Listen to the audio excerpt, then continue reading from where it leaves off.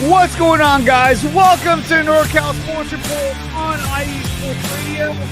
Your direct feed for all that is sports. And guys, today we have a banger of a show. We have Sterling Bennett of 49ers Access. He will be joining us today on the show. My microphone is freaking out right now. But the Golden State Warriors take care of business as they beat the Memphis Grizzlies and secure the 7th seed in the Western Conference. The Niners are 8 days away from the NFL Draft. Who will they take? Only time will tell. But today we're going to break it all down on what each team will take at the NFL Draft. San Francisco Giants, Oakland A's, and a whole lot more today on the NorCal Sports Report, episode 25. On IE Sports Radio. Let's go.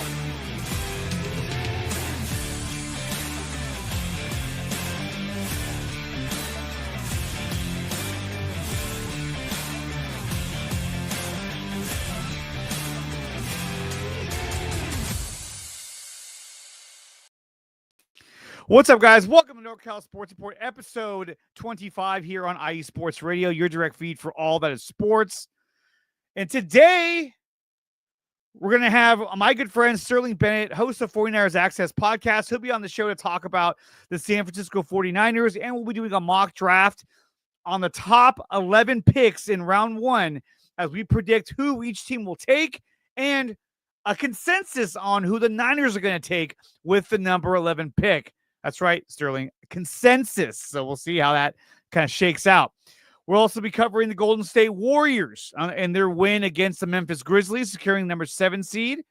And I'll be covering the San Francisco Giants, who have been playing extremely well as of late to start the season off, who are currently in second place in the West. We'll see how long that lasts, hopefully for the whole season. They dropped one of the Phillies last night, but they play again today at 3:45 p.m. Pacific time. So that should be good. Before we get to all of that, make sure you follow IE Sports Radio on X, Instagram, Facebook, TikTok, YouTube, all of which at IE Sports Radio. Check out IESportsRadio.com for a full listen catalog of all the shows we have to offer here on IE Sports Radio. Check out IE Sports Radio /shop. We have shirts, hats, sweatshirts, any kind of merchandise you're looking for. Check it out at IE Sports Radio /shop. Also, make sure you follow IE Sports Radio wherever you find podcasts, maybe Apple Podcasts, Spreaker, Spotify. Wherever you find your podcast, you'll find IE Sports Radio. And you'll find this show right here, which is the NorCal Sports Report. We're also brought to you by Planet Jerky, premium brisket beef jerky. The jerky is on a whole other planet. I'm loving Planet Jerky.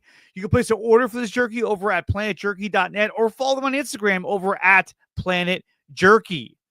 IE Sports Radio is also proudly partnered with Vital Apparel, a brand that not only fits great, but also promotes and donates to mental health research. Use promo code IESR to get 15% off their gym wear and help Vital Apparel on their journey to promote mental health awareness. So definitely check that out. We're also brought to you by Seal the Deal Wax Seals by Cecilia B. If you want to place an order for these wax seals, you can go to IESportsRadio.com /seal the deal wax seals. You can also follow them on Instagram over at seal the deal _wax seals. I'm trying to mess with my microphone right now. It's going to drop any second. Oh, there it goes. We're also brought to you by Raw Nutrition. Go to getrawnutrition.com and use promo code IESR to get an additional 10% off their wonderful supplements. Definitely check out Raw Nutrition over at getrawnutrition.com. Of course, use promo code IESR to save yourself an additional 10%. You can follow me over at NorCal Sports IE over on X. And you can also follow me on my personal account, which is Dre Area Sports. That's going to be on Instagram, X, and of course, like, share, and subscribe to my channel, Dre Area Sports. Right now, this show is simulcast on my channel, Dre Area Sports, and of course, on the main channel, IE Sports Radio. Make sure you like, share, and subscribe to both channels, and like, share, and subscribe over on 49ers Access, because that's where you'll find Sterling Bennett. When we come back, We'll be doing our mock draft and covering a few topics on the San Francisco 49ers with Sterling Bennett of 49ers Access Podcast. You're listening to the NorCal Sports Report, episode 25 on IE Sports Radio, your direct feed for all that is sports.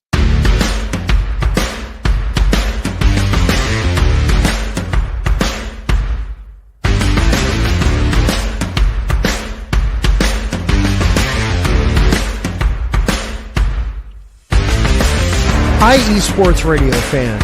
This show is brought to you by Planet Jerky Premium Brisket Beef Jerky.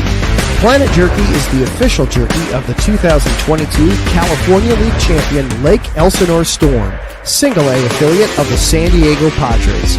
This all-brisket jerky has gluten-free options, contains no MSG, no sodium nitrate, is low in sugar, and high in protein. Go to their website at planetjerky.net and follow them on Instagram at Planet Jerky. Planet Jerky, the jerky that's on a whole other planet.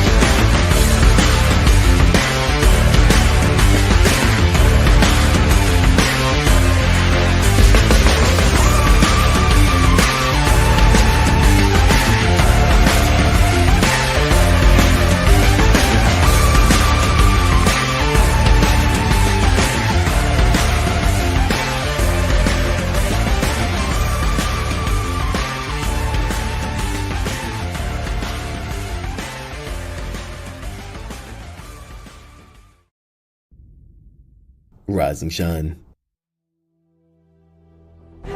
It's 4 a.m. The stars are still out. The sun is beneath the horizon, but it's time to punch in and go to work.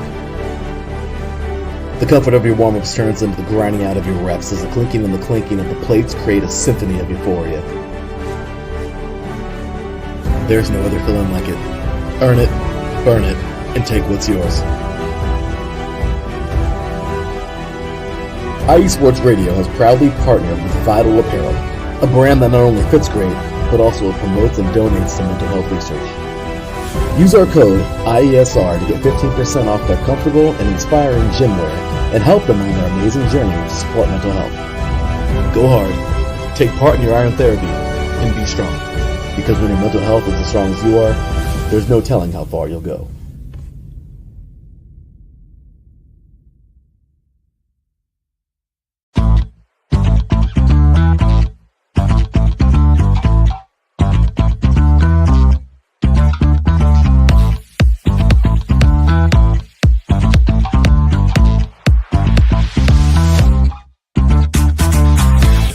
Hey there, IE Sports Radio fans. Be sure to check out our sponsor, Seal the Deal Wax Seals by Cecilia B. You just finished your very own wedding or baby shower invitations and you're looking for that extra special touch? Maybe you just wrote a letter to a relative or a friend and you want to add to their smile when they receive it. Then seal the deal with Cecilia's handmade sealing wax stamps for your invitations, letters, and gifts. You bring the deal, we'll bring the seal. You can find them on Instagram at sealthedeal_wax stamps and on Facebook, Seal the Deal Wax Seals.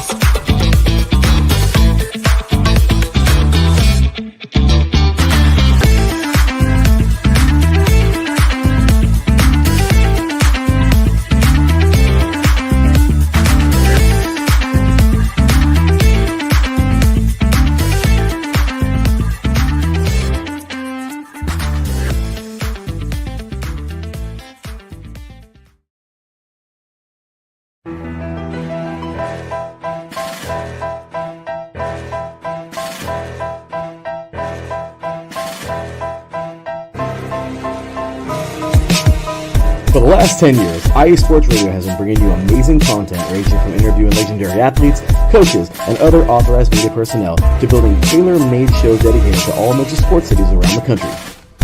Make sure to follow us at IE Sports Radio on X, Instagram, Facebook, TikTok, and YouTube to keep up with the latest in sports and with all of our shows. Also, make sure to check out our daily updated website at iesportsradio.com. At iesportsradio.com, you can see our daily show schedule and check out all of our show pages with personal bios to learn a little bit more about each of our awesome hosts. In addition to our show pages, you can catch the IE Sports Radio blog, Hall of Fame, Fans of the Month page, and our merchandise shop, including t-shirts, tank tops, caps, long sleeves, hoodies, and more. For now over a decade here at IE Sports Radio, we've continued to be by the fans, for the fans, and we thank you all for your support and for making IE Sports Radio your direct feed for all that is sports.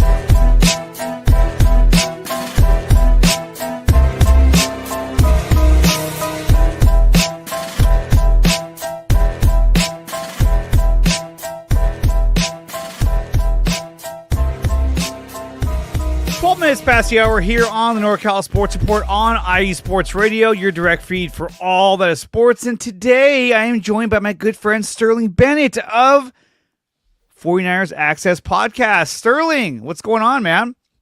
Nothing much, brother. Happy to be on. Happy to talk the first 11 overall picks in the 2025 NFL Draft. Maybe there's 3 quarterbacks. Maybe there's 2 quarterbacks. Maybe it's 11 quarterbacks that go. I'll tell you this, though, Dre. It's going to be one of the more unpredictable first rounds in recent years for the NFL. Absolutely. And I mean, we talked before about the possibility that you literally could have 3 quarterbacks going in the first 10 picks. And so for the Niners, it's like, hey, look, if that happens, that's just money in the bank. Like, yes, someone's going to drop, someone's going to fall, and it's going to be great. Now, let's just say 3 quarterbacks go. So let's say, obviously Cam Ward's going to go probably number 1. And we talk about, the possibility that Shedeur Sanders could go number 3. And then let's say Jackson Dart goes later on. And we're looking at a lot of teams here, not just the Giants, but you look at the Jets, you look at the Saints.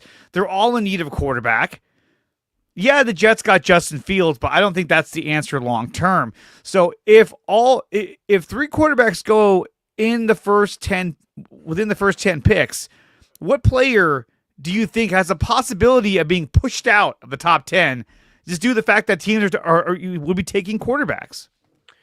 Yeah, so I think when you look at this year's draft, a lot of the strengths are defensive line. There's some top-tier edge rushers, but there really isn't, the bona fide top 3. It's like one really great blue chipper in Abdul Carter. You like Mike Green, but there are some red flags. And then it's a bunch of, kind of pick your poison, who fits your scheme the best. There's some offensive linemen you like, Armin Membu, Will Campbell. But I think if there's going to be a faller, if you will, I would not be shocked to see Ted McMillan fall from Arizona. I know the Jets may want him. You can argue a team like the Saints could want him. However, with the needs a lot of these teams have in that first 10 picks, I really would not be shocked to watch him fall out of the top 14 of this year's draft. Yeah, no, absolutely. I think Ted McMillan could easily fall out. The player I would love to fall to the Niners, but I know he won't, would be like Mason Graham. I really like what I've seen out of Mason Graham when I'm watching his highlights and his videos. I got a bunch of player breakdowns over on my channel under NFL Draft Content. I just did one on James Pierce Jr. And that's another guy who I think will be available at 11, but I still don't think the Niners would take him unless they were picking in the late 20s. Then maybe that's a possibility. But to me, and I caught a lot of heat for this on X. People were going at me for this. I compared him to Leonard Floyd. I was like, dude, this guy's like Leonard Floyd 2.0. And everyone's like, no, he's not. You haven't watched the video. I'm like, look, I say that because of his size and his height. They're both 6'5". They're both relatively around the same weight. They're both kind of lanky, thinner, faster defensive ends. Now, Leonard Floyd is not as fast as he used to be, but that's what he reminds me of, is a guy that, is quick and tries to get around the edge to get to the quarterback. He still has to bulk up and gain more size if he wants to have a bigger impact on the run game. But people were just going at me yesterday, and I was just like, oh my gosh, which is just really, really funny. But I think that, going back to who would be kicked out of the first out of the top 10, like I said, I would love Mason Graham, but I don't think that's a possibility, because I think even if he got as close as the Bears, they would probably draft him. Because, why wouldn't you? Jesus. But I think if anyone gets pushed out, I don't think it'll be Will Johnson. It's possible, because offensive linemen kind of get the shaft sometimes. I think Armand Membu might have a chance to be pushed out. Travis Hunter will not break the top 10. I don't even think he'll break top 5. He'll break top 2. Yeah. And I mean, the lowest he'll go is 4, I think. And that's if the Giants were like, we'll take Shedeur Sanders. Like, oh, then he'll go the very next. He'll go next. But I've been thinking about this a lot about who would fall, like who would be pushed out, and I think it'd be either Ted McMillan, Armand Membu, and really I could see Shedeur Sanders falling to 11, which the Niners are not going to draft him. And the team might get desperate enough to make a trade with San Francisco to acquire him. And that's where it could benefit the Niners, is that if Shedeur Sanders is available at 11, a team might make a move just to say, hey, let's move up a few spots and get a quarterback because we need one bad, or we want to take a chance on this guy. So we'll see how that plays out. Now, there was talk about the Niners possibly that they have reached out to multiple teams picking the top 6 about a potential trade up. Okay, this came courtesy of 49er Sports Talk. Now, I think every team inquires about, hey, if we were to move up, what are you looking for? Trying to, gauging the environment, seeing, hey, sure, if this were a case, what do we do? Or what would you need? And so I think by default, every team is going to do that. So I don't really see it as like breaking news. I think it's breaking news that someone's saying it out loud and everyone's like, oh, but but what do you think? Do you think San Francisco would actually make a trade to move up? And if they did make a trade, who do you think they'd make the trade to get? Yeah, so sure, has San Francisco maybe called a team like the Raiders or maybe a team like the Jaguars and said, hey, what will it take to go up and move up, 6-7 spots? That said, do I think it's likely? No. Do I think it happens? No. I don't think San Francisco's in the business of trading up for players not named Mason Graham and not named Travis Hunter or Abdul Carter, which I don't think any of those players fall. You can argue Mason Graham, albeit he could go top 3, and I wouldn't be shocked. That said, the Niners this year have 11 draft picks. They have 3 inside the top 100. It's 11, 43, 75, and pick 100. You have a few more picks just out of that top 100, and I think for the Niners, they'd be more active trying to get back into late day two, kind of later round 3 picks compared to think of, 6 picks in the first round to get Mason Graham or company, where you can probably still get Walter Nolan. You can probably get Derek Harmon, maybe Mike Green's there, or you can even, although I don't think a trade back's likely, I do think the Raiders would want to trade back knowing either they want Ashton Genty or they want to get a cornerback because they have no cornerbacks in that room. I think they'd be a spot for Will Johnson, maybe a Jahdae Barron, albeit I don't love Jahdae Barron that much in comparison to the consensus. But I just don't think San Francisco would do it. I don't think San Francisco needs to do it. I don't think the gap from, you had Mason Graham clear-cut number 1, but I don't think even Mason Graham, for as great as he is probably worth losing pick 11, probably pick 75, and probably a day 2 pick next year. They need those draft picks. They saw they saw the negative side of trading away 3 first-round draft picks for Trey Lance. Mm-hmm. You can clearly say now that had they not made that move, they probably would have been holding a Lombardi trophy a couple of years ago. Right. But so they got to have their picks this year. That's true. I 100% agree with you, but this is the Niners, and they've been aggressive. A team that have been aggressive. And so do you think that this could be a case where they say, hey, look, what if we trade future draft picks, move up, and get our Mason Graham, get a guy we really want without having to give up too much in the rest of this draft? I could see them doing that, saying, let's just go for it, because they're always aggressive. They're always trying to make a move. But to be honest, I don't see anybody in this draft that they would move up that hard to get. Abdul Carter would be amazing opposite Nick Bosa. But I think in order to get Abdul Carter, you're talking about the first 3 picks. Yeah. And I think, when you look at, let's say, I don't know, the Raiders and maybe the Jaguars, those are teams that maybe would trade back because they do have some assets already that they could still pick up more picks and add more pieces. But a lot of these teams are rebuilding, and I don't think they're like the Giants are not going to move out of 3. They're such an awful franchise anyway. They wouldn't even handle that right. But I think there's a chance that if a guy like Mason Graham falls to number 6, the Niners might call and say, "Hey, what would you want for that pick?" Likely, it may even be the number 11 pick. But if the Niners were able to make a move to acquire the number 6 pick and keep number 11, which would be crazy, I think that they'd be more inclined to be like, "Hey, we're going to get 2 essentially top 10 picks. Let's do this." But at what cost, But I think every team has reached out to figure out, kind of gauge how much it would cost to make those moves.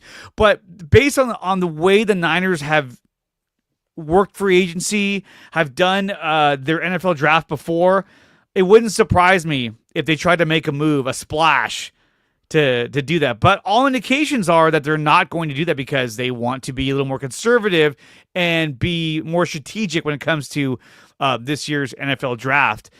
The other topic I want to bring up before we get to our actual draft is that there's been talk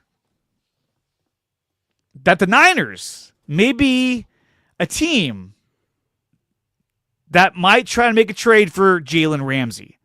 What do you think about the idea of the Niners acquiring Jalen Ramsey? Because Deebo Samuel's not here anymore. Right.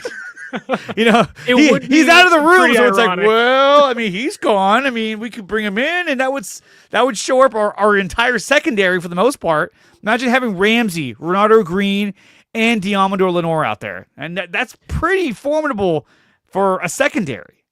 So I think on paper, it certainly intrigues you. Big name, guy that's been very successful. You can argue, one of the best cornerbacks of the last decade or so. That said, Ramsey's older. I think he's like 30 years old. You're already paying Lenore a ton of money. You don't want to pay 2 cornerbacks big money after you just gutted your entire defensive line, where you saved like $3 million by cutting Malik Collins and Leonard Floyd combined. Like, I just don't see that being a fit. Now, scheme fit, sure. Played in the Rams for a long time. Still a serviceable player. That said, do the Niners really need, and this kind of goes back into the draft conversation, because we see so many pundits, analysts, whoever it may be on ESPN or Fox or their own podcasts or whatnot, mocking the Niners to draft a cornerback at 11, whether it's Sade Barron or Will Johnson. I don't get whoever that. else. It doesn't make sense. Like, this team, yes, could use a third cornerback. They have Trey Brown. They like Darrell Luter Jr., but you can find that third potential cornerback likely on day 3 or day 2 late, maybe early day 3.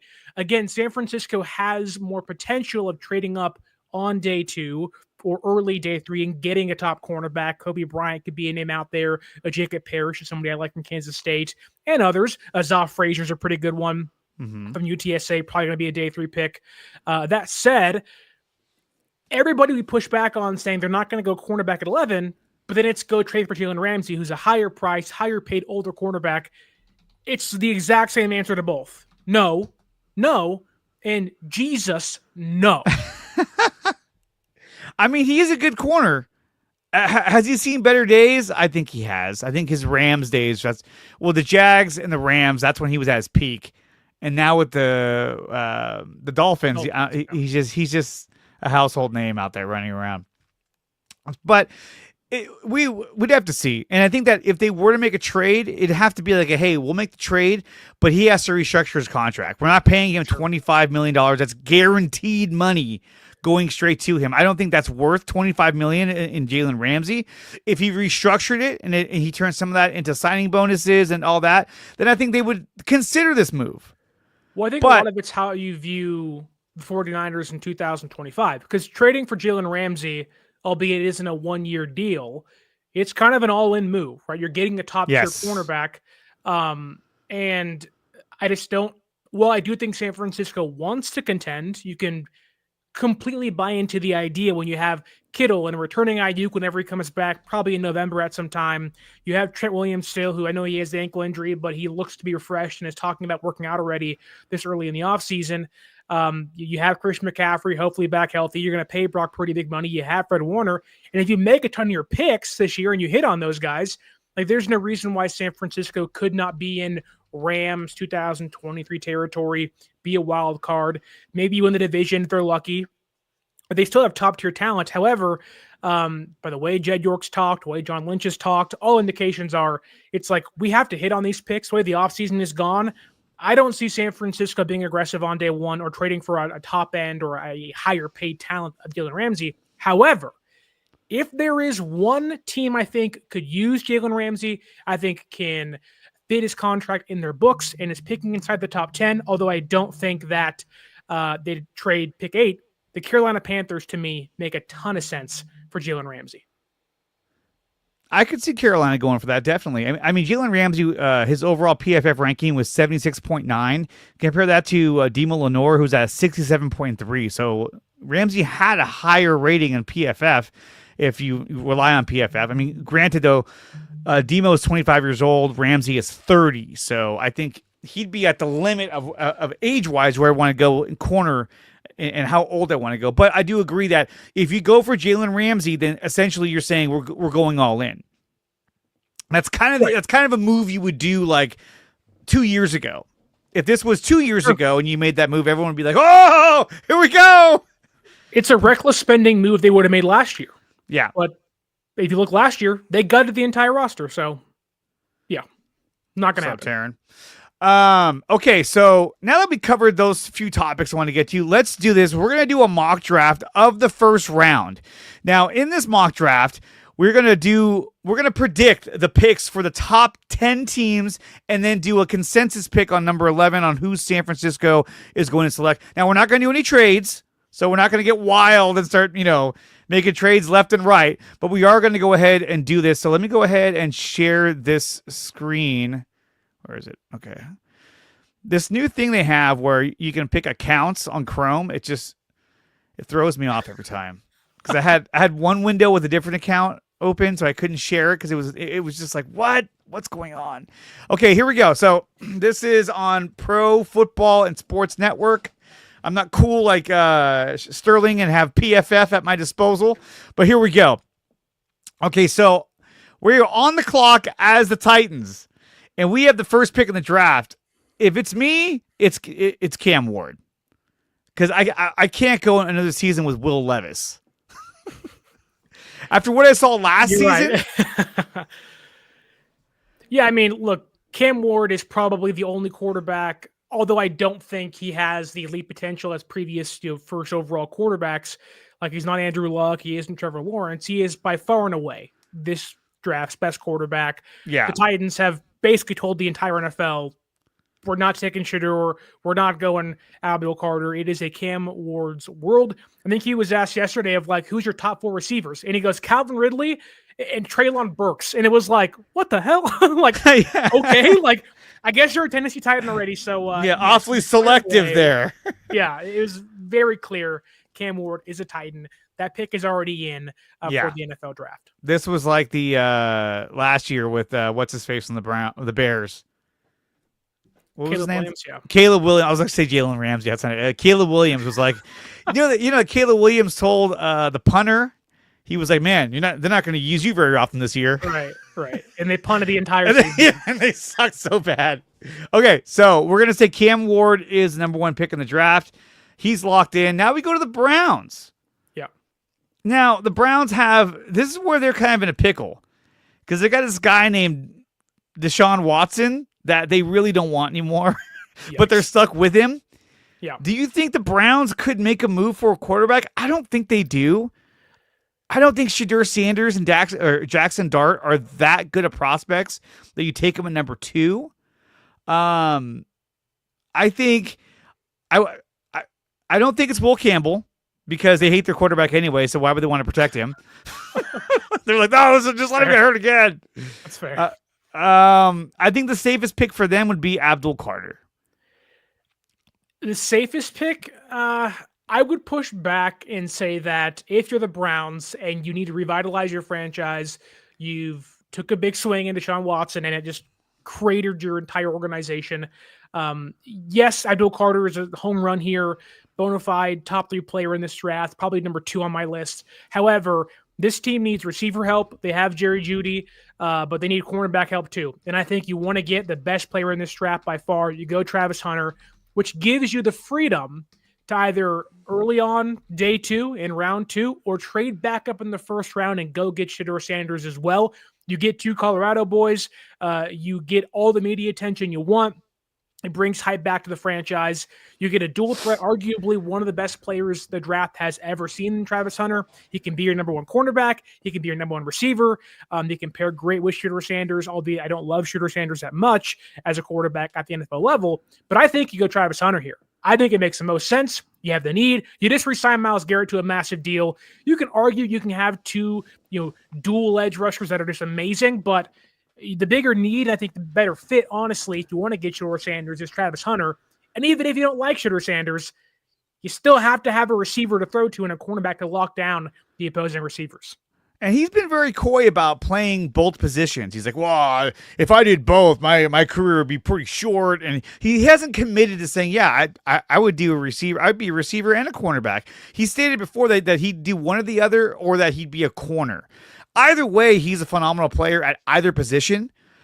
My thing is that if you have Abdul Carter, at this point, Myles Garrett is your franchise player. And so Myles Garrett, it's almost like they're treating Myles Garrett like he's the quarterback. So like, hey, let's give him Abdul Carter so that he's even more happy on defense. He's got another edge rusher across from him.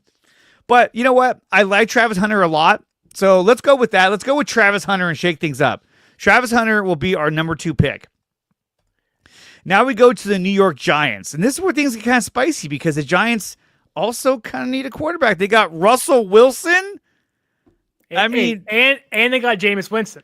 Hey, don't forget, brother. Hey, 30 for 30 every single year. 30 for 30. Is there a chance that the Giants take a quarterback at number 3?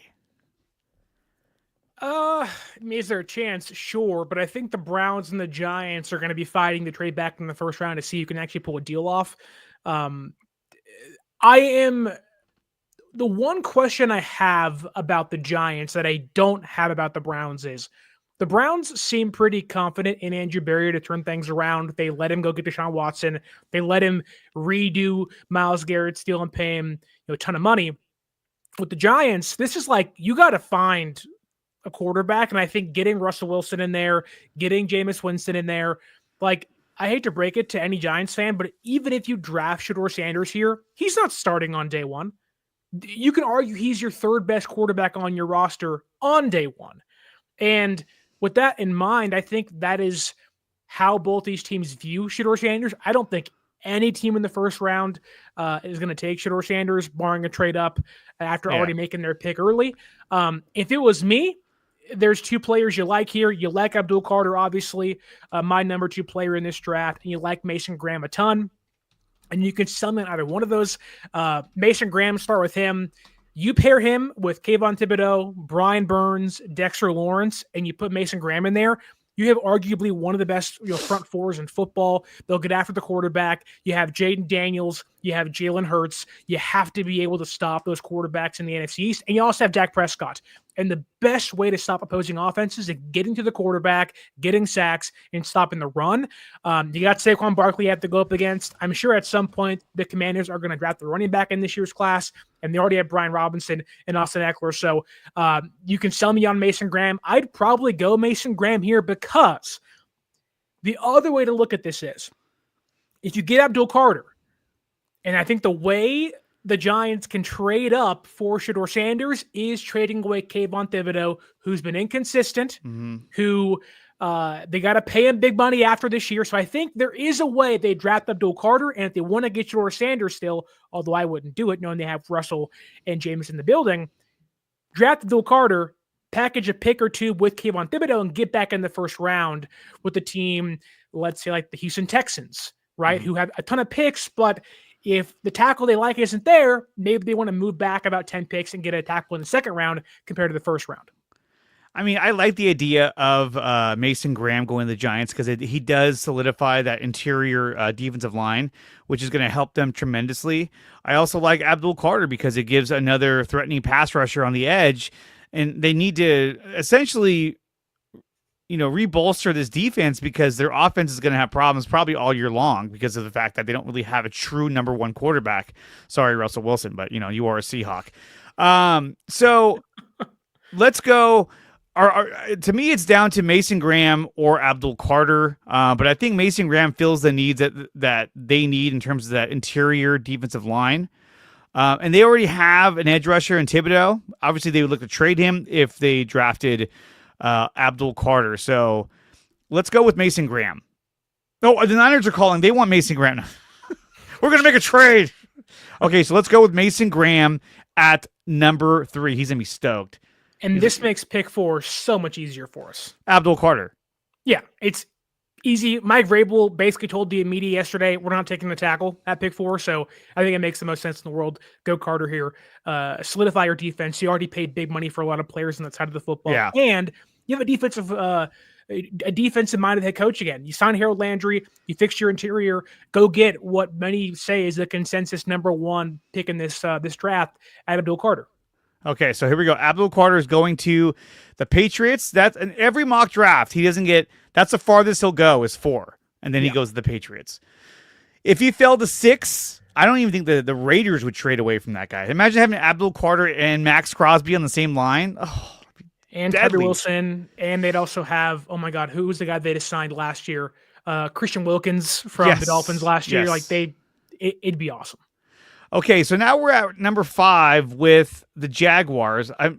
At this point, you can go Will Campbell or we can go Armand Membu. I think they're going to go offensive line because they want to protect Trevor Lawrence, who's constantly running for his life.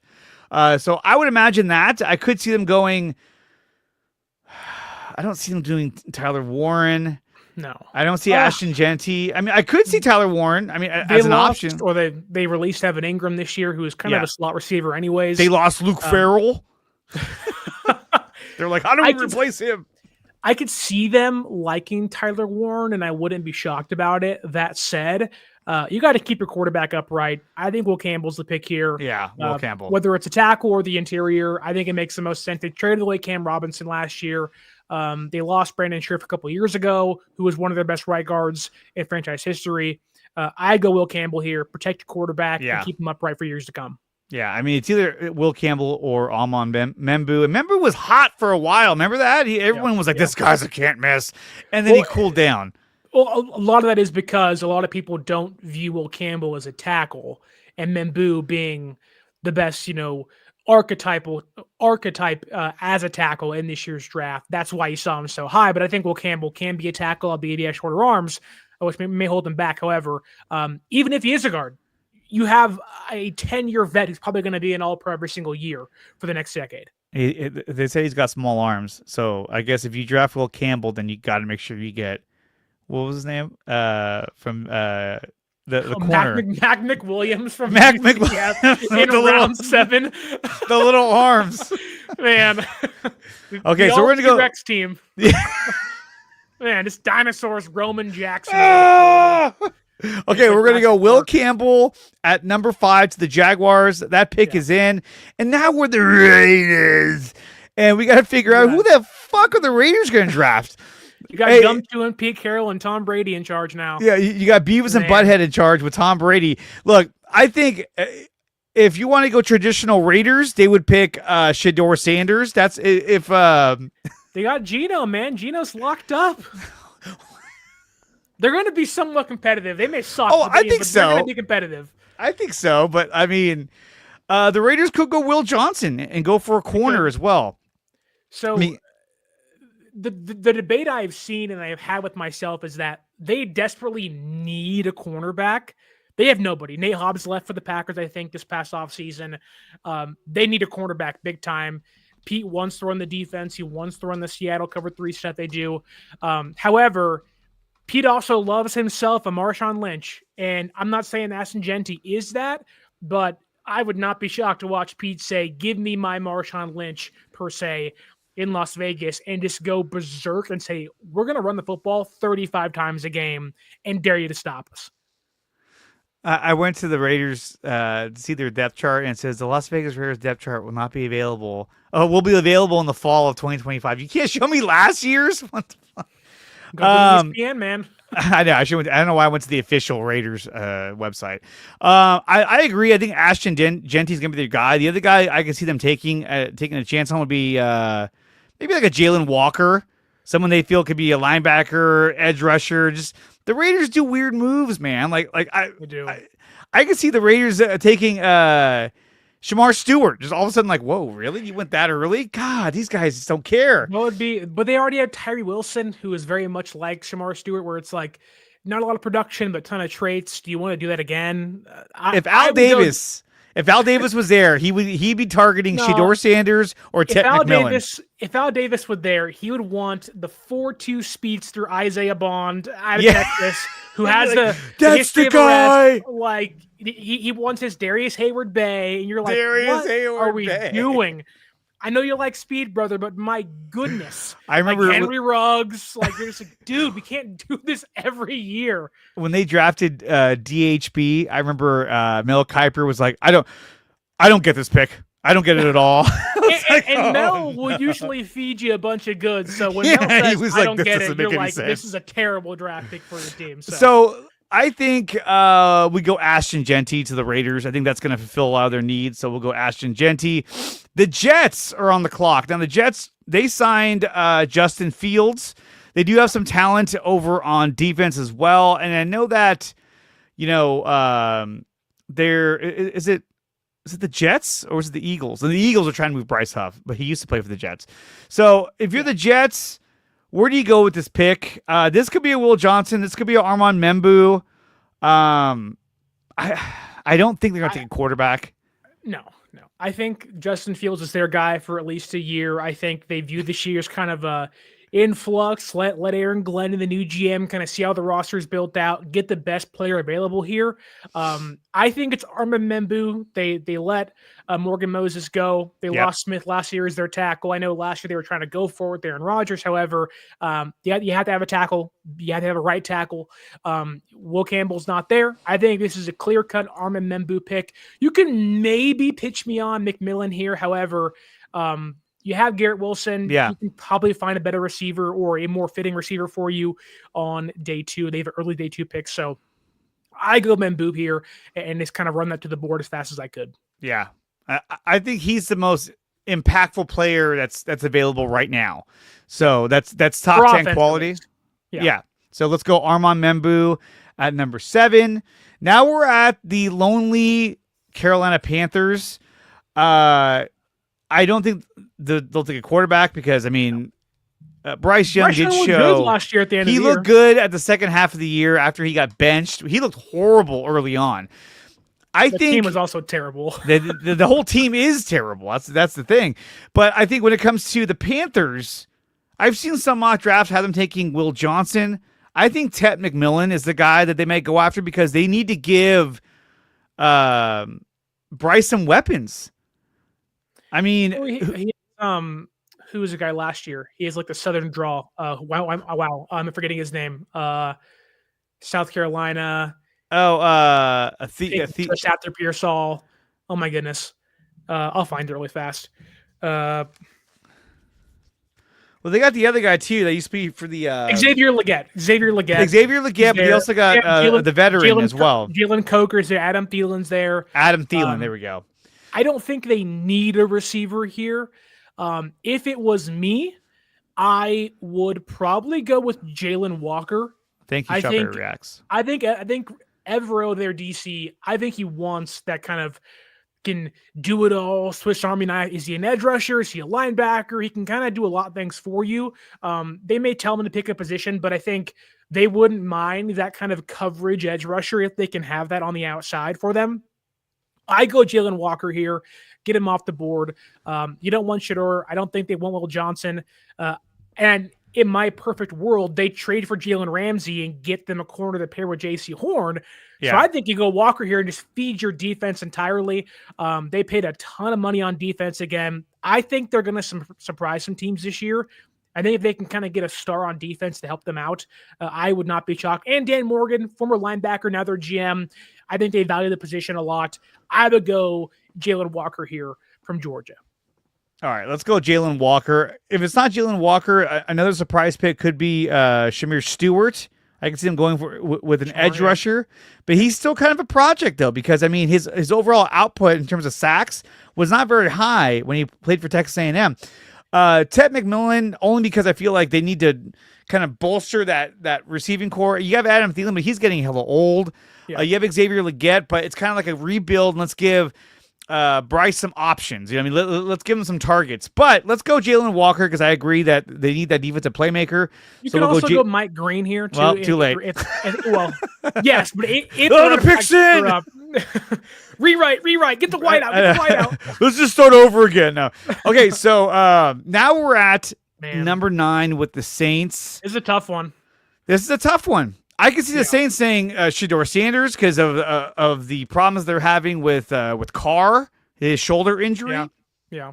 They could go Jackson Dart. They can go Will Johnson. I think when it comes to the Saints, it's either going to be one of these two, Shedeur Sanders or Will Johnson. I don't think they're going to go Tate McMillan.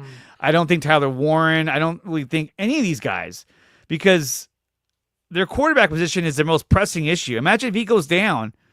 Who's their current backup? I don't even know who it is. I'd have to look it up. Kid from South Carolina who was at Oklahoma, Spencer Rattler. That's not who. It is Spencer Rattler. Also there? Is Jake Haener still there? I have to find their depth chart, but still, like Yikes. that is that's not good. It's Spencer Rattler and Jake Haener, and then Ben DiNucci, who even knows if he's still there. Cowboy legend, Cowboy TikTok legend. Can I pitch you on the idea that this team, although yes, may need a quarterback if Derek Carr's injury or him maybe being irritated enough to just kind of sit out the year with the shoulder injury and kind of get it fixed, according to the new reports that came out. However, you have a new head coach in Kellen Moore. I don't think this quarterback class is worth a damn. Frankly, I don't think it's that good. It's not. I think whatever quarterback they like, they can probably find on day 2. I'd rather take a chance on Jackson Dart or Tyler Shugg on day 2 than Shedeur Sanders in round 1. That's only from a pure value standpoint, not from a talent standpoint whatsoever. That said, last year, Chris Olave had a ton of concussions. I think for a new team, a new head coach, a new regime in a rebuild, they know they're not going to be good no matter which quarterback they bring in. You can I think this is a spot where Marion Hampton could go, although I don't think he will go here. I think McMillan makes a ton of sense. He's the best receiver on the board for me. If Olave's concussions are a major problem, he may have to retire in the next couple years if it happens again. So I would go McMillan here from Arizona, get a receiver, whether it is Jackson Dart in round 2 or Tyler Shugg, you got to have someone to throw to. And if Olave is hurt, get the best receiver on the board who has kind of fallen to you at pick 9. Yeah, I mean, looking at their depth chart, you got Brandon Cooks, you got Chris Olave, you have an injury, Bud Means, Kevin Austin Jr., Dante Pettis. So, I mean, their receiving core is fairly thin. It's not like it's budding with talent. So let's go Ted McMillan because of the Olave concussion syndrome. So we'll go Ted McMillan to bolster their receiving core. Now we're at the Chicago Bears.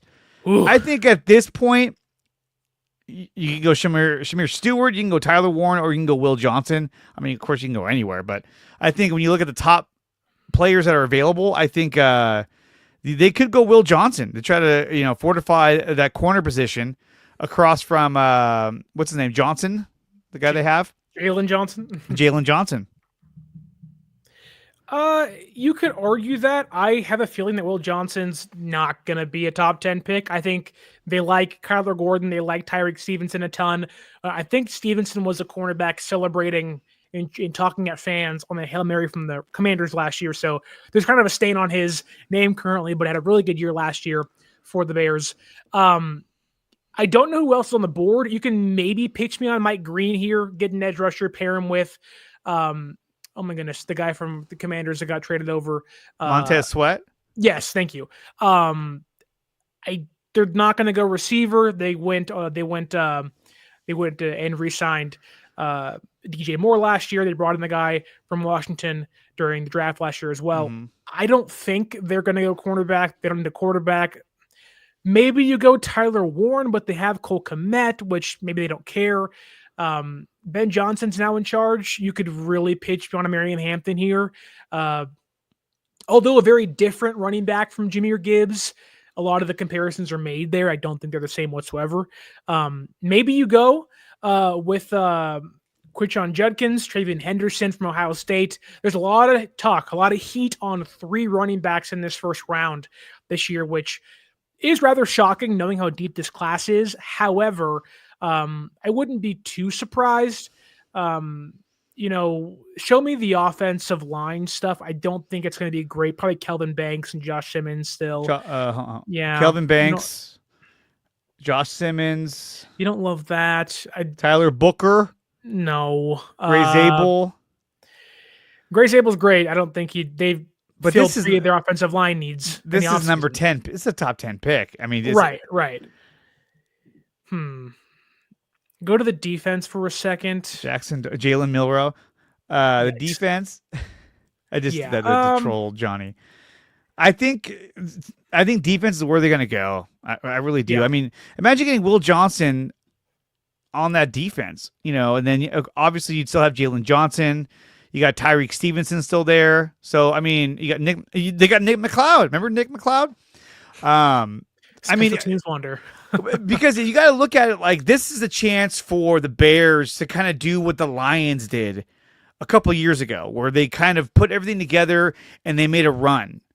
And so I think that's kind of where they're in right now. They're in that position where it's like, hey, if we just add a couple more pieces, then I think we can make a run at this to at least get into the playoffs. They could be the surprise team of the NFC for all we know, with obviously with their new coach. Yeah, I mean, the only concern I have is that they do already like their cornerbacks. I think defensive line is probably what they want to do. I don't see him going Shamar Stewart. Like, this is the one pick of the entire top 10 that I'm like, I don't know what they're going to do. Because maybe it Derek could be Harmon, Mike Green. Maybe Walter Nolan. They brought in, didn't they bring in Grady Jarrett from the Falcons? They got Montez Sweat, Grady Jarrett, Garvin Dexter, and then Deo. I can never say his last name. Ode Ingbo. You're on your own here, brother. I'm not going to help you out. Yeah. I'm not going to try. Taryn's saying Malachi Starks as a safety.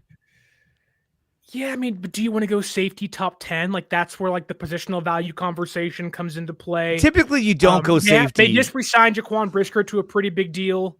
I don't think they would. They have Kevin Byard. I think it's Mike Green here, to be honest with you. And I hate that for San Francisco, but I think it's Mike Green. Get an edge rusher, fix your defense. However, again, you can pitch me on the idea of a running back here, and I'm not going to say no. Yeah, but I don't think the running back out of North Carolina, Amarion Hampton, I don't think you take him this early.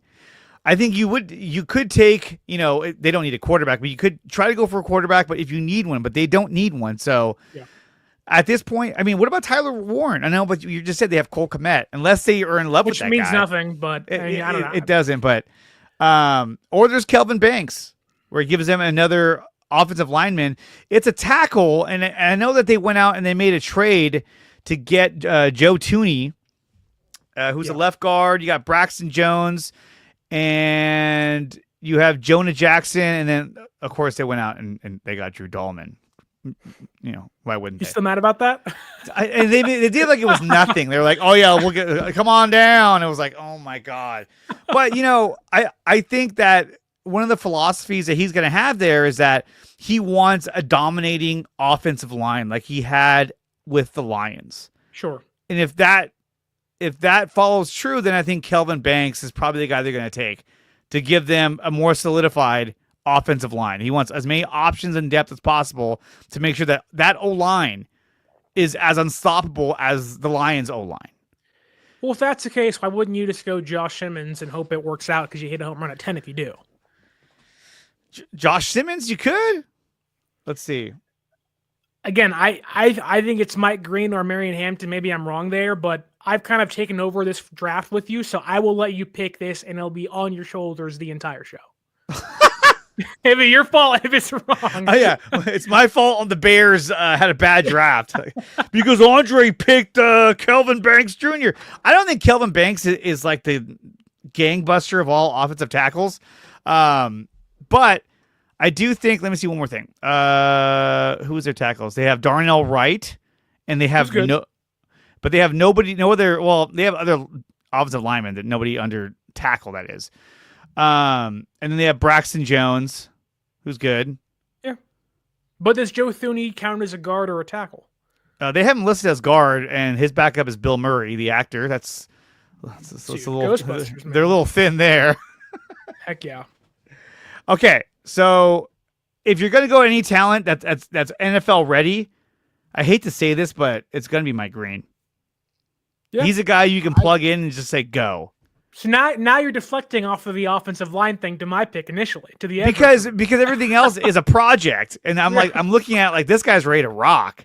Okay. And if this is a team in the Bears that wants to go after it this year, yeah, he'd be the most impactful player, bearing any kind of like, I got arrested. So other than that, then this guy, he's ready to rock. So let's go on a whim here. Yeah, let's go Mike Green. Now we're at the last pick, which I really wanted. But then I was like, I can't have a bias. Like, where I'm like, no, I don't want to pick him because I want to get him with San Francisco. Just okay, like every pick is like Sean Dolak, Mac McWilliams, like McWilliams. Caleb Johnson's next. Like all these like middle tier players. You like. So now we're at 11. Now look, the Niners could easily trade back from 11 and take in the early 20s. And still get a bevy of picks back in return, which I think that's what they're going to do. But if they don't make a trade, I don't think they're going to be able to trade back, though. All the indications, all the reports say like every team wants to trade back and nobody wants to trade up. Like the Giants aren't moving up here. The Saints aren't moving up here. Obviously, the Browns aren't moving up here. No one's going to say that. I mean, no one's going to be like, we're trying to move up, and some of them might, but no one wants to play their hand. The only team I can see trading up here is either the Colts for Tyler Warren. I don't think there's a concern San Francisco, the Cowboys, or the Dolphins take him before it gets to the Colts at 14. You can maybe talk about, the Broncos, but that's back to pick 20. The only thing about the Broncos is I could see them winning a running back, but also Sean Payton is so aggressive. If he likes a player a lot, he'll get him. So sure, there is room for that to be a possibility, and it's one I've mocked plenty of times on my own show. But I just don't think there's like a bona fide, I got to get that guy on my team prospect here, because I'm not sure how the NFL views Tyler Warren, whereas the media is like in love with him. How do teams actually feel about him inside the top 10? So when we look at the number 11 pick now, if we're just going to pick straight up, obviously, this is going to have its own rankings. I don't think they draft Will Johnson. I wouldn't take Will Johnson. I would trade out of the spot if someone were available. A team might want Will Johnson or Shamar Stewart, but even Shamar Stewart is not a guy that I'm sold on as like, yeah, this is it. This guy's very raw. So he's a guy that may not be good until his second or third year because he has to develop his skills. The one thing that concerns me with the first top 10 picks and what happens with San Francisco is the fact that the edge rushing room is Abdul Carter in tier 1, Mike Green in tier 2, barring some red flags. Then it's a bunch of other guys that you like but aren't in love with, guys you can see working out, but there's questions around their productivity in college or how they fit in the scheme, or they just have some small nitpicks on their game that may deter you from taking them at 11. If Mike Green is there and the red flags are clear, I think it's a clear cut. Take him. You love him. He's bona fide number 2 edge rusher in the entire room. Yeah. Across from Nick Bosa, you get a home run pick here and you love it. Hopefully his red flags are clear for his own sake and the persons that accused him's sake. That said, I don't love Shamar Stewart here. I think he screams Kwity Paye, Tyree Wilson, big athletic freak, and I get it. The Senior Bowl stuff was awesome. There's weight concerns. You lose 20 pounds, you lose 15 pounds. Will your power translate to the NFL? He's not a finesse player whatsoever. You can talk about James Pierce Jr. here, but there is some does he love football conversations. Yes. There was an arrest when he was at college for weapons charges. Those charges were dropped against him. So how does that look? I also don't think he's a scheme fit. I think he fits more as that 3-4 outside linebacker role compared to a hand in the dirt, 4-3 edge rusher. I'm not taking a linebacker. You can pitch me on a person like Walter Nolan. You can certainly pitch me on Derek Harmon. And that's where things get tricky, because if Mike Green's there, you take him and you can get your defensive tackle on day 2, probably 2 or 3 of them. You can go Omar Norman Lott on day 2. They'd love that. You can go Alfred Collins on day 2, or CJ West, Cameron Jackson on day 2 from Florida. But now where you've kind of been pigeonholed into a defensive tackle, I think it's either Nolan or it's Derek Harmon, and that's it. Yeah. For me, I would go with Walter Nolan. I like his pass rushing ability. I do think that there are things he has to work on in terms of, against the run game and not being pushed off his position. But I think he's young enough, big enough, and skillful enough that he could be a bigger difference maker than Derek Harmon will be in his entire career.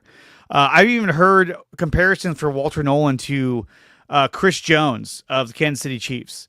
So with that being said, my pick, the safe pick for me, would be Walter Nolan. I think that's the guy I'd feel most comfortable with going at with number 11.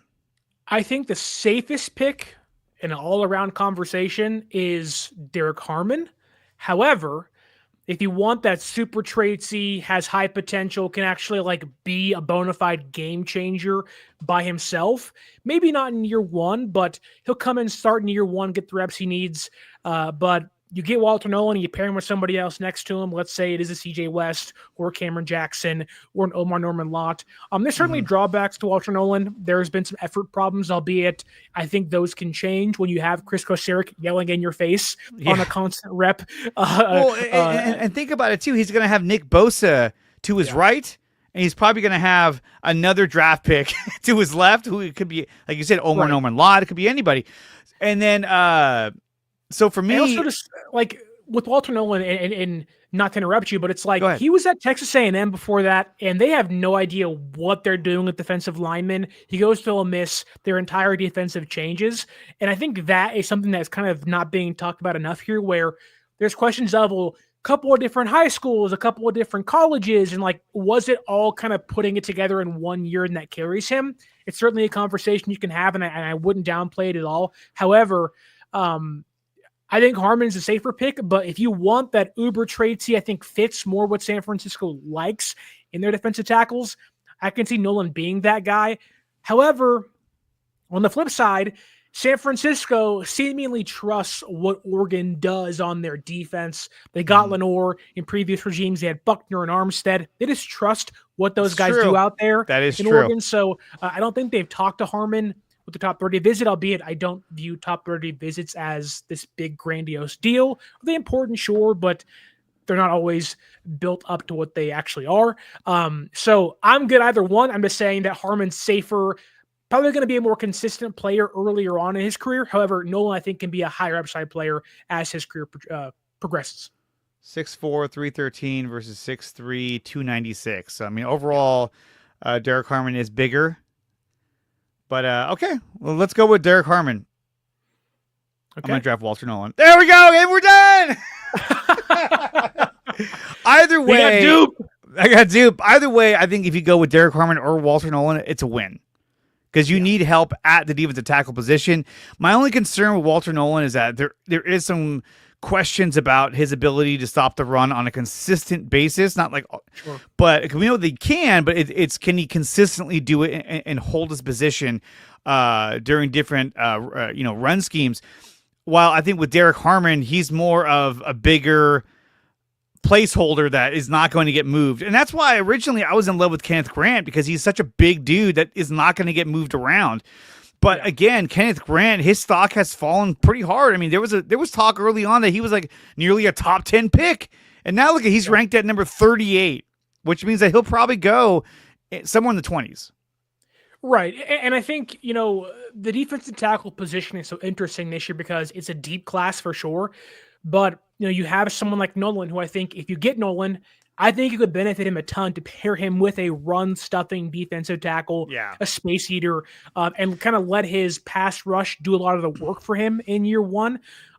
You have guys you like in your room but don't love: Clea Davis, Evan Anderson, and Jordan Elliott, albeit none of those are game-changing pieces. That said, if you want to go Derek Harmon in round 1, I wouldn't say no, because in round 2, you get Omar Norman Lott. You kind of get that pass rushing, big hands, aggressive, just smacking dudes around, pass rushing play style at DT as well. So it's hard to pinpoint who they'll take. I can see it one or two ways. And if you go Nolan and CJ West or Darius Alexander, will probably be gone by round 2, or you go, you go with Cameron Jackson, or you go with Ty Robinson. There are a lot of players you can take to pair with Nolan who you'd love. Jamari Caldwell from Oregon as well. But if you go Harmon, you can also pair a more well-rounded player with a more specialist type with Omar Norman Lott and others. TJ Sanders from South Carolina, who I'm sure Salah will love in round 2 if they pair him with a player like Harmon in round 1. I mean, I just think the Niners are so big on pass rush that I think they'd be willing to say, okay, let's go Walter Nolan, because we know that's his specialty, is getting pressure on the quarterback, and that's what we want.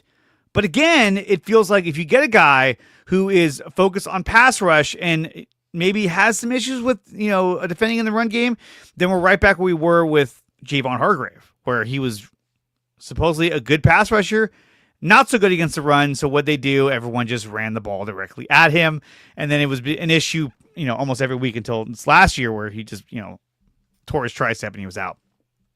But any pick they go with, I think, is going to be a win. Maybe Derek Harmon, maybe Walter Nolan, Tyreek Williams. I'd even like Kenneth Grant, but at this point, I don't think it's even going to happen until later on in the draft. So we'll see how it shakes out. April 24th is the NFL draft. I will be live bringing you the draft. I'll have Aaron from 49ers First Takes. Hopefully, Sterling, if he's not working, I'd love for you to join me. Johnny Dell might also be joining me as well. And we're just going to do the first day, and that's it. And people were telling me, hey, can you do all 3 days? I'm like, yeah, let me just quit my job and just sit on my computer all day and ignore my family, But there it is. Why take a back seat for? They take a back seat in round 7, brother. It's okay. I know. I mean, come on. You got to go. Remember the commercials for the draft? You got to go deep. Yeah. Well, that can be used in a lot of ways, brother, including the NFL draft. honestly. I mean, look, like back in the day, the first day of the draft used to start at fucking 7 or 8 a.m. Pacific time. Get your coffee. Yeah, you get your coffee. I was a kid just watching it in the morning in my room. Now it's like a primetime event. I'm like, oh my God. How things have changed. Back when Joe Staley and Patrick Willis got drafted, I was playing Little League Baseball. My brother runs up and is like, Sterling, guess who we picked in the first round? And I'm like, dude, it's 8:30 in the morning. Yeah, like, what's going on? How it was. I'm not even awake yet. It was great. I know. It was great. It's the only draft that everyone tunes into. Yeah. Baseball tries to make their draft relevant. Nobody cares. And the NBA, it's still a crapshoot. And when you get even the top 3 picks may not even pan out. So you never. Are you telling me you don't sit there for 30 rounds of the Major League Baseball draft and try to pick every single player on your board? No. You don't want the random kid from North Raleigh Underway Railroad High School and goes in the first round. You're like, I don't know who the hell this is, but he's going to be great one day in 20 years when he actually gets called up. And Strawberry reacts, I agree. I love Darius Alexander. That's somebody that I would highly want him to draft with pick number 43. If they traded back, it'd be a great pick. I mean, he may be available at 43. I've done a lot of mock drafts where he's still there at 43, and if he was, I would easily take him. He's usually there with guys like TJ Sanders and Omar Norman Lott. Like how he says, Omar Norman, period. Lott. Ronnie Lott's back, baby. Ronnie Lott's back. He's back. All right, guys, that's going to do it for this segment of the 49ers. Sterling, where can everyone find you and all your content?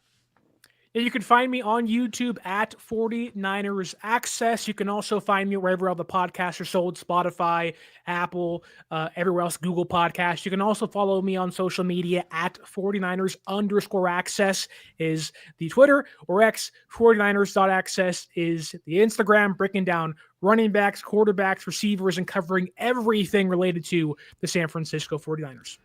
Definitely check out 49ers Access. He covers a lot, and he goes live multiple times a week.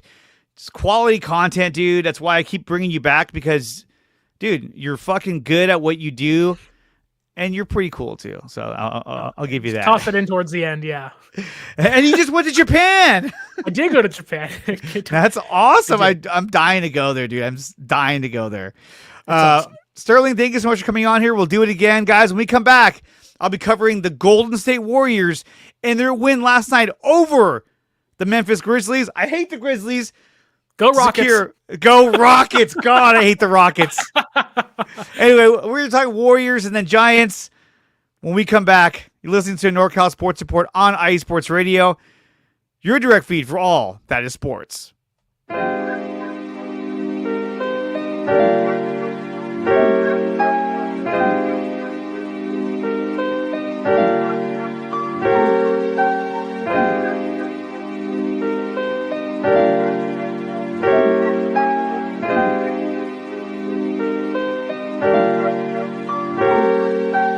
Hello, ladies and gentlemen. My name is Davidson. It's your boy Dentarius Locke.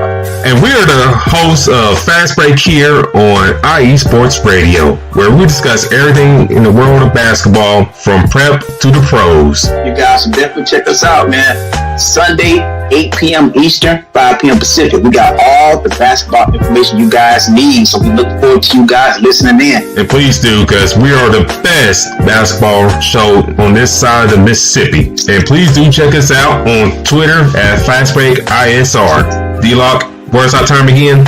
8 p.m. Eastern, 5 p.m. Pacific. That gives you guys plenty of time on a Sunday. Tune in.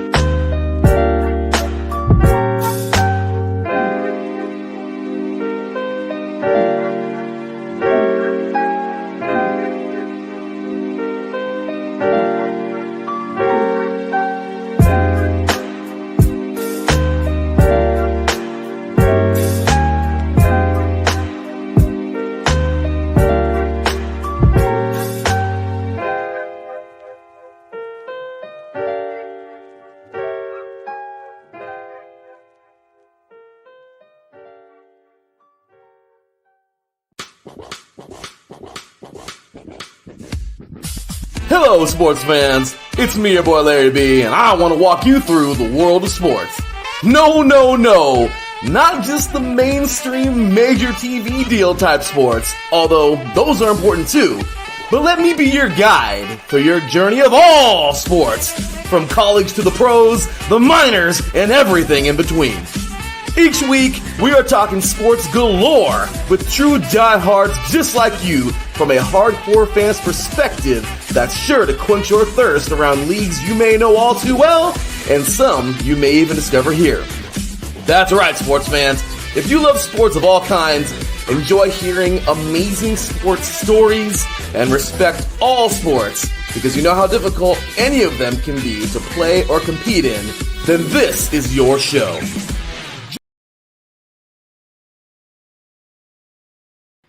And I hit a button that ended that drop, so sorry about that, Larry. Check out the defining moment on IE Sports Radio. Guys, we're back, and today, we're going to switch gears now and talk about one of my favorite teams, and that is the Golden State Warriors. So the Warriors had a big game last night against the Memphis Grizzlies. It was the first of a play-in round game. Oh, no! I know. I hit the space button by accident, and it just cut it right off. What are you going to do? But anyway, the Warriors played a big game against the Memphis Grizzlies. This was a game to secure the 7th seed in the Western Conference.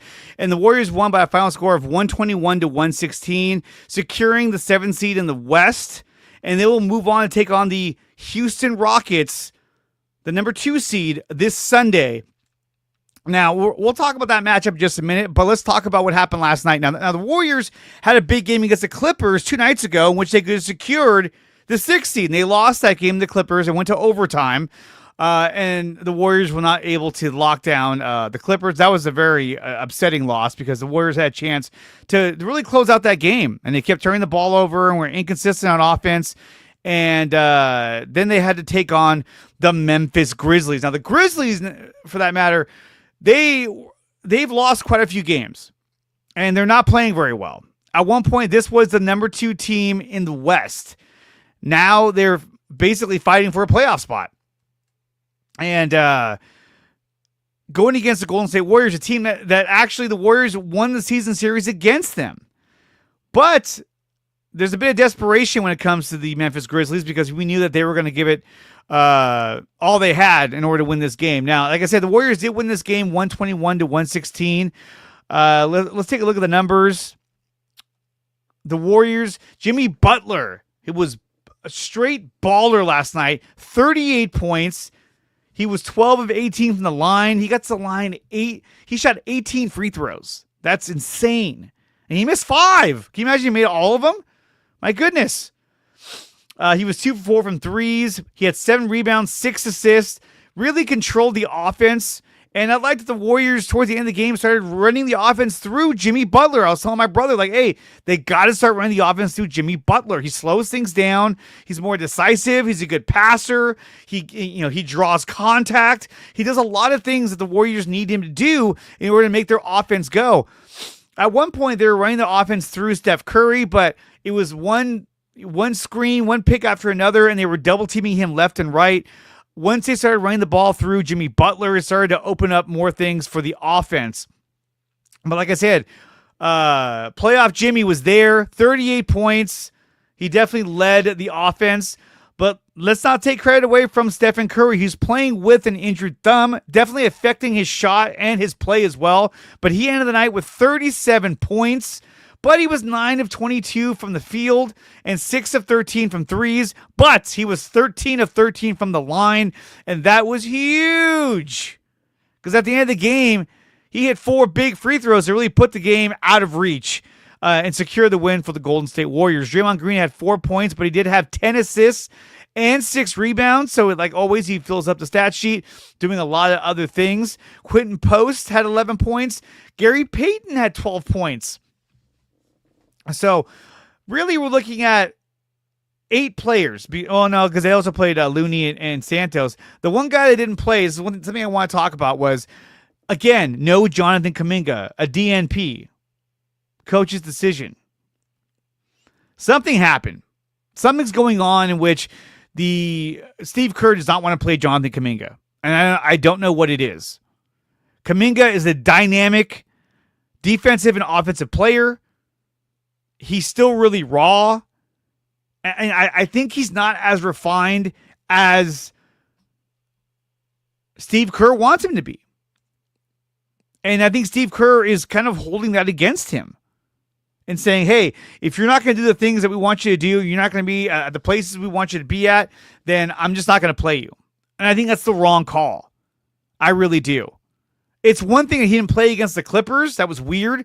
But to not play him again against the Memphis Grizzlies in a pivotal play-in tournament game, I can't understand that. I don't understand that. The guy is dynamic. He could do a lot of things for you. You have to find a way to get him in the game. And he didn't. He didn't play a single minute. So you're telling me that you're going to be able to beat the Houston Rockets without having Jonathan Kuminga on the court?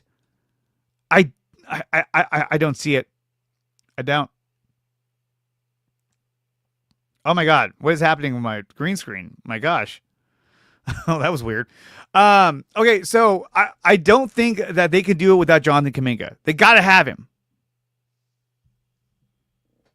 Last time he played against the Rockets, he scored, I want to say it was like 28 points against the Rockets. But now we're not going to play him because you don't think that he's fitting in with your scheme. You don't think that he's fitting in with the offensive sets, with the rotations. You got to find a way. This guy's too good to sit on the bench. And if this is how he's going to be used, then I'm sorry. He's not going to come back next season. I know he's a restricted free agent. You could play him on his 5th year. God forbid something happens to him, he gets hurt. But to me, this is a sign and trade candidate. And if you want value for Jonathan Kuminga, you need to start playing him, especially in the playoffs. So that's what I think about when it comes to Jonathan Kuminga. They got to get him in the game, and he's got to be a part of this offense, especially going against a bigger team in the Houston Rockets. I just can't believe that you just wouldn't play Jonathan Kuminga. Something happened. I don't know what, but I feel like something happened in terms of maybe they had a conversation about his role and the conversation went bad. I don't know. Typically, I would hold somebody out if I got into a disagreement with this guy and said, okay, you know what? Fuck you. You're going to be on the bench. I'm not playing you anymore. You don't talk to me that way. Now, granted, I'm, speculating. But it just seems really weird that they would not play him at all, that Kerr would not play him at all. So now you're going against the Houston Rockets. The Rockets are the number 2 seed in the West, and they have a fairly deep team as well. And they are one of the top defensive teams in the league. And we saw how last time we played them a few weeks ago, they gave the Warriors an extremely hard time, and they really held down Stephen Curry, putting small forward Amen Thompson on him. And Thompson is extremely difficult for Steph Curry to play. Thompson is 6'7". He's a 22-year-old that's 6'7" with a huge wingspan.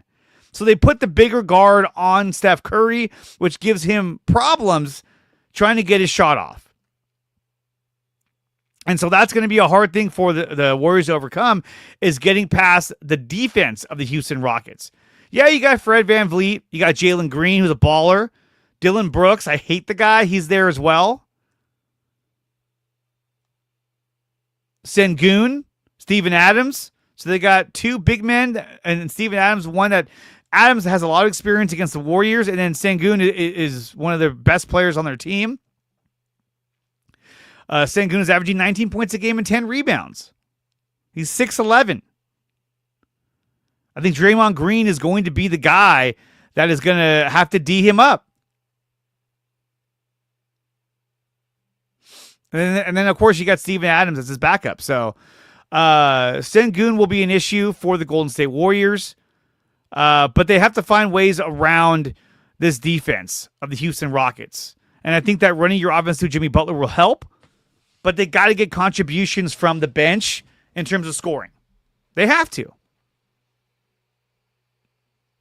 Guys like, I love Moses Moody.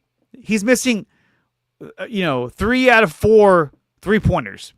Same with Pajemski. They're both playing a little tentative. So that's been tough. But you got to find more scoring off the bench. And so that's why the argument is, how can you not play Jonathan Kuminga? It doesn't make any sense. I can't see how you can justify saying, you know what? Just leave him on the bench.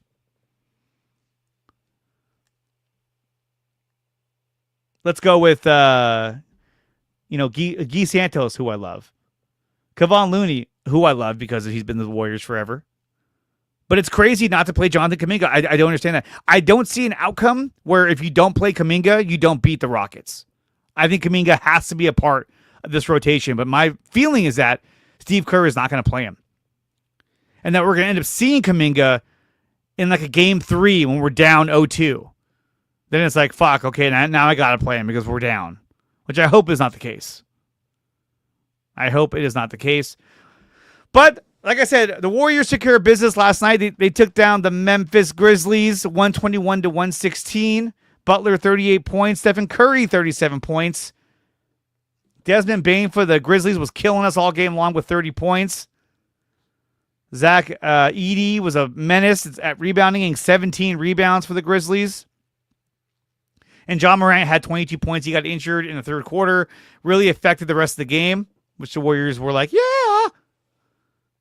And the Warriors move on to the Houston Rockets, which will be on 4/20. What?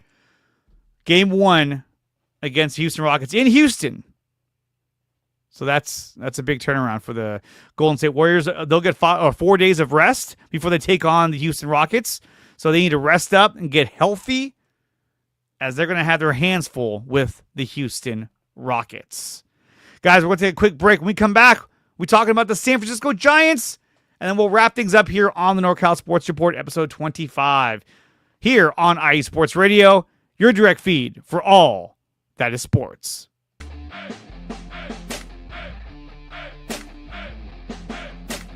What does he want on the head?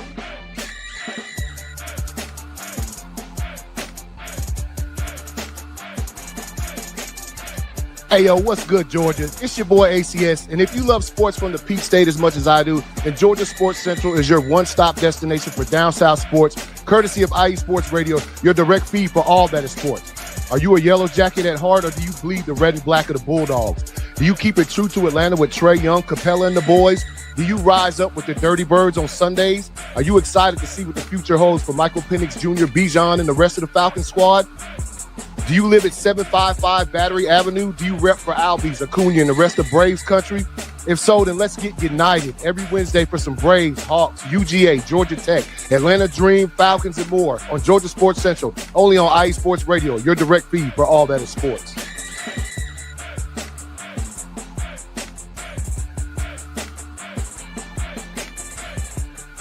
Thank you, ACS. Check out Georgia Sports Central with ACS, a good friend of mine. He's a badass.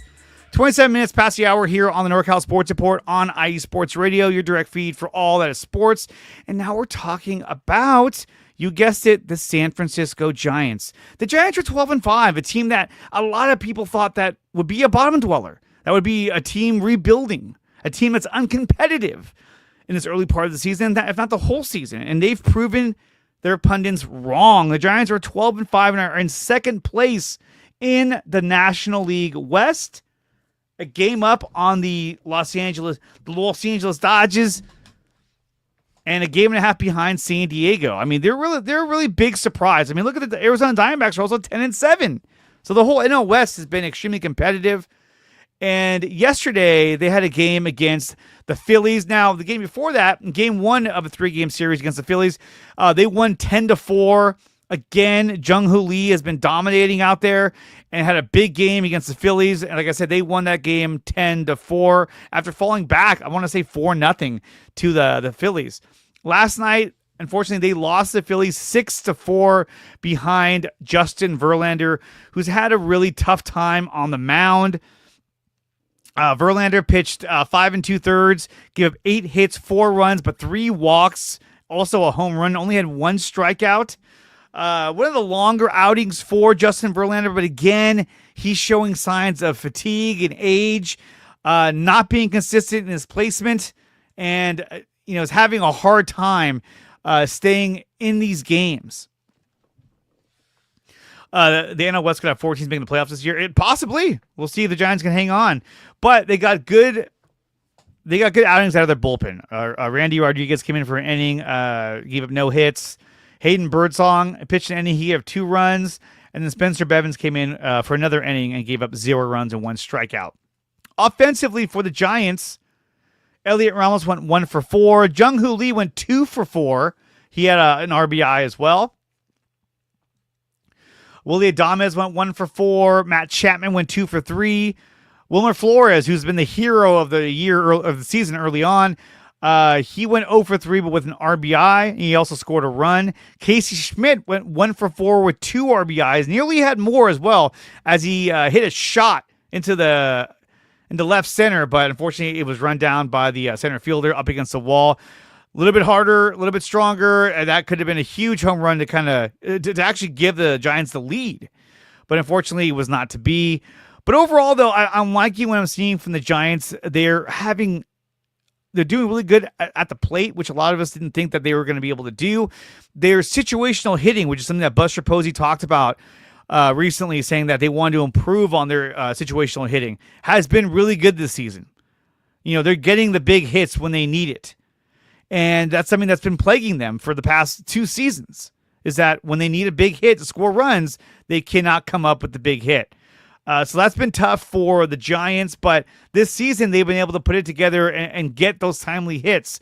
And a lot of it has been Jung-Hoo Lee. I was a little questionable about Jung-Hoo Lee, especially hitting in the 3-hole, because I think that this team is in dire need of a leadoff hitter.